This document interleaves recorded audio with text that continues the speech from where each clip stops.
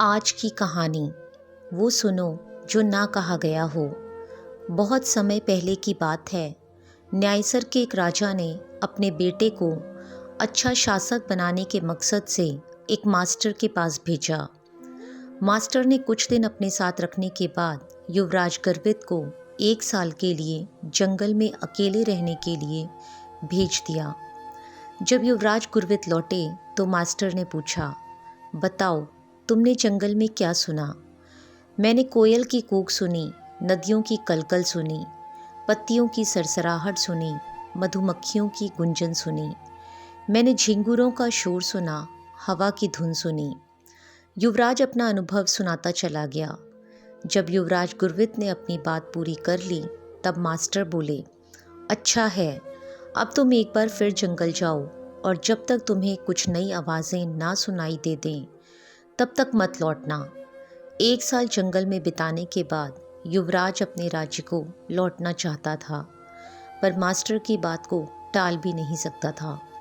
इसलिए वह बेमन ही जंगल की ओर बढ़ चला। कई दिन गुजर गए पर युवराज को कोई नई आवाज़ नहीं सुनाई दी। वह परेशान हो उठा। उसने निश्चय किया कि अब वह हर आवाज़ को बड़े ध्यान से सुनेगा। फिर एक सुबह उसे कुछ अनजानी सी आवाज़ें हल्की हल्की सुनाई देने लगीं। इस घटना के कुछ दिनों बाद वह मास्टर के पास वापस लौटा और बोला, पहले तो मुझे वही ध्वनियाँ सुनाई दी जो पहले देती थीं, लेकिन एक दिन जब मैंने बहुत ध्यान से सुनना शुरू किया तो मुझे वो सुनाई देने लगा जो पहले कभी नहीं सुनाई दिया था। मुझे कलियों के खिलने की आवाज़ सुनाई देने लगी। मुझे धरती पर पड़ती सूर्य की किरणों, तितलियों के गीत और घास द्वारा सुबह की ओस पीने की ध्वनियाँ सुनाई देने लगीं।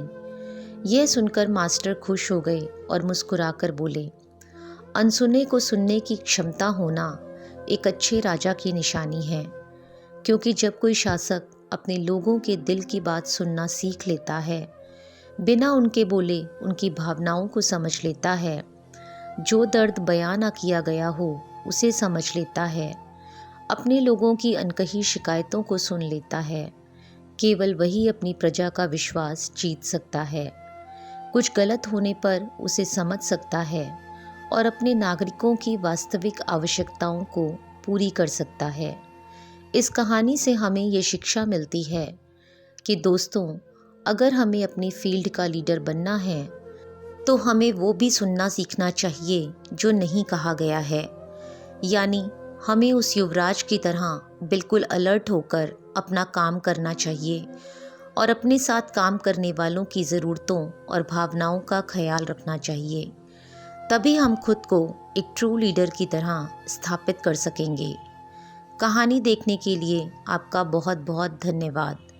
अगर कहानी पसंद आई हो तो चैनल को लाइक, शेयर और सब्सक्राइब ज़रूर करें।